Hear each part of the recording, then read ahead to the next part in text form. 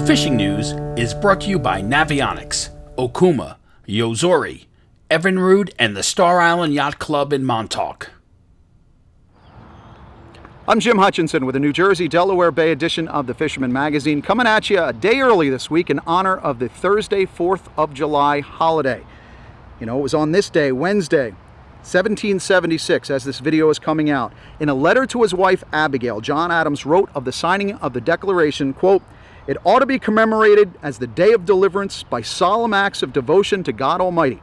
It ought to be solemnized with pomp and parade, with shows, games, sports, guns, bells, bonfires, and illuminations from one end of this continent to the other, from this time forward, forevermore." Fireworks, of course, make perfect sense on the 4th, but games, sports, that's right in our wheelhouse, my friend. A founding father wanted you to go fishing on the 4th of July, and I'd say that's darn patriotic of him. Now, on the fluke front, if you're looking to celebrate, finally turning on. It's been a while, but we're finally starting to get that intensified bite. Still a lot of sub 18-inch fish in New Jersey. Of course, you've got the 2 at 16 if you're fishing on the beach at Island Beach. Here, just around the corner here on the Raritan Bay, the edges, some of those shallower edges along the channels, and also outside of the creeks, outside of Great Kills, seems to be the better bite. I'm sure if you can drift in some of that deep water, you'll find them, but it's still a little early for that. Anywhere these rivers or bays from Shark River south into Cape May, you're really going to have to hunt for some of these fish. And if you find a patch of fish, don't leave them. Make sure you work them. If you find out where those fish are sitting, work it hard. The party boats, though, however, are finding some better action out front. Party boats like the Mohawk here, finding that ocean bite is turning on. A few good fish reported over the rails at the big Mohawks, the boats out of the Atlantic Highlands and Highlands, Shark River, Manasquan, on down through Barnegat and into Cape May, and the boats out of Cape May as well. So it's nice to see that bite is starting to turn on. Now, Dave at Absecon Bay Sportsman, he said there's some bites turning on in the back bays as well.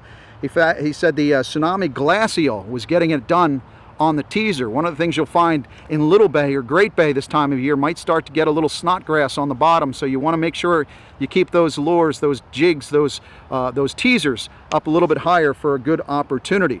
There's another reminder as well. If you're fishing in that area, Andy at Riptide says if you're coming in to get geared up with all the tackle you need for fishing, don't forget the bug sprays. The greenheads are up and at 'em.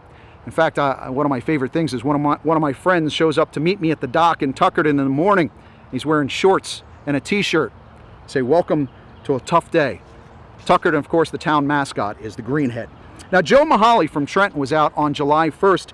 He said, quote, "The birds were working and the bite was early at the Strathmere Point today, just north of Sea Isle. I didn't see any stripers, but there's a lot of bait moving through the inlet.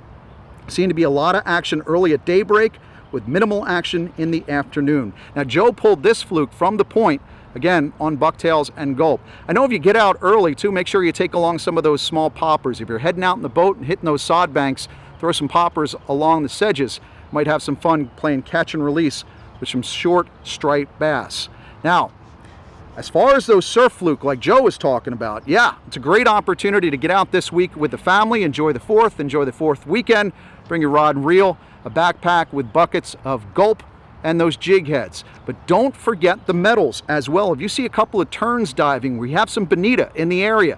They're racing through rather quickly. As a matter of fact, Stephen DiEugenio, a friend of mine, was outside of Barnegat Inlet just to the north loading up on bonito last week. But if you see those birds, a couple of turns just along the top, those bonito sometimes move through fast. Make sure you have some of those slim wet metals like the Tsunami Slim Wave or the Deadly Dicks. You might end up going home with some sashimi that evening. Steve Pearl, he found a mess of Spanish mackerel around Barnegat Inlet this week as well. Both of those great eating, Spanish mackerel and bonito. Small metals, good chance for you to hook up. A few casts is all you need. And again, if you see some of those terns just kind of flying along the water like they're keyed in on something, might be a good chance for you to throw a metal right ahead of them.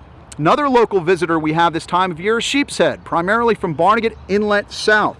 Eric Madison weighed in this 11-pounder over at Offshore Bait and Tackle in Atlantic City, caught that on a bottom sweeper jig. Again, if you're out on the boat, you're out around slack tide, maybe you don't want to fight through the slack tide for your fluking, bottom sweeper jigs or the S&S crab jigs, the magic tails, Bring along some cheddar crab or maybe a couple extra greenies, and at the slack tide, work it along that rubble, those rock piles in the back, those old bulkheads or maybe the bridges. You might be surprised.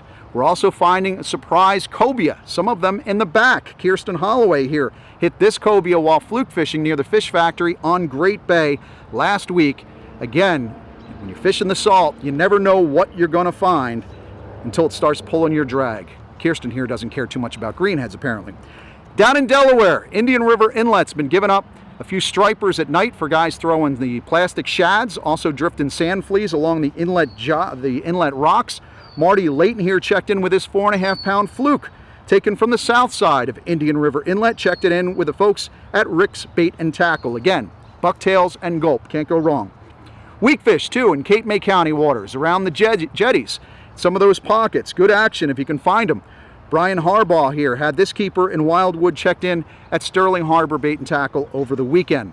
Now up here in the north and central part of New Jersey, the offshore bite is still pretty darn good, especially bluefin out at areas like the Princess, the Reser. Although I would leave this, some people are giving me some advice. If you find the crowd out there, get away from the fleet. A lot of times you're going to find more fish, some of that topwater bite, when you get away from that crowd and find some places on your own. It pays if you're willing to explore. Now Tommy Huber was out with his dad.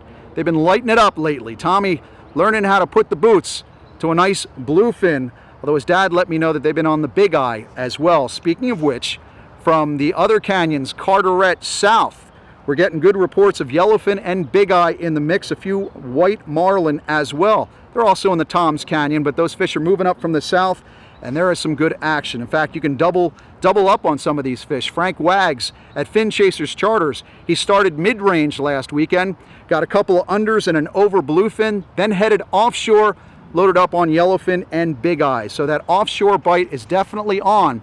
And our early midweek report from NOAA Weather, the forecast for offshore heading into the weekend, fairly consistent from Thursday all the way through Saturday night. Consistently 3s to 4s.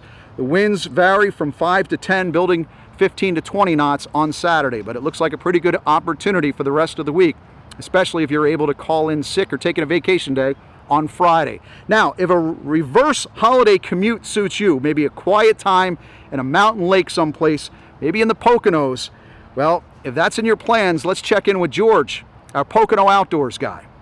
Well, hey Jim, you know, the fishing is just wonderful. It is July and the summer season is in full bloom. And the bass, well, they're hitting just about everything. You can go with the topwaters, you can go with plugs, you can go with spinner baits, jigs, plastics. It's all happening right now. And don't forget some walleye and some great panfish too. But we have some great catches to share with you. Charles Welliver sent us this great little pic of his great nephew Jaden with a really nice bass he got. Don't forget to take those youngsters out in this holiday weekend as well.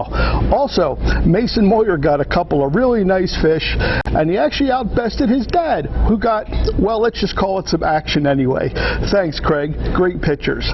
Now, Jim, you've often told me that even a blind squirrel catches a nut every now and then, even yours truly. I had a chance to get out and fish a little bit with my son Jeremy, and of course, he had to outbest me with a really nice bass too. Jim, the fishing is great. Enjoy this holiday week, and everybody get out. Enjoy your 4th of July. Be safe. From Pennsylvania, I'm George, your Pocono Outdoors guy. Don't forget, in New Jersey, we're back on that 2 sea bass bycatch limit as of July 1st all the way through August. So that makes bucktailing around those wrecks, reefs, and rock piles a little bit more productive. Make sure that you and your crew are registered as well. I know that you're already registered to fish in the state of New Jersey, but this is the type of weekend where you have family and friends coming in from out of state. Make sure you get them on and get them registered. It's required, but it's still free. So how do you lose? Go to saltwaterregistry.nj.gov and get yourself geared up. Now, I'm here in Matawan, of course. It's been 103 years since that 1916 shark attack that started in Beach Haven and ended right here at Dock Street on the Matawan Creek. There's still they put up a memorial here for Lester Stillwell. It is just amazing to think about because, well, there's sharks in the water. Yes, there are. Don't tell anybody, but there are definitely sharks in the water. And as a matter of fact, folks that are chunking at night, getting some of those sand tigers and sandbars, the brown sharks. Don't forget, folks, those are protected species, much like the great white that probably swam up this Matawan Creek. But you want to release them as quickly as possible. Be very careful with those photos, taking those fish out of the water. Now remember, your patriotic duty, as John Adams said, pomp and parade, shows, games, sports, guns, bells, bonfires, and illuminations. Great time to be on a party boat. Want a good game? Win the pool. God bless you. God bless America. Hey, we'll see you again next week when Toby Lipinski and I are going to be down in Orlando for the International ICAST Tackle Show.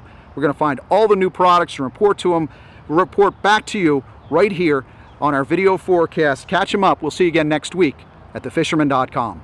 Win the incredible Steigercraft Evinrude Lowrance Grand Prize Boat Package and more in the Fisherman's 2019 Dream Boat Fishing Challenge.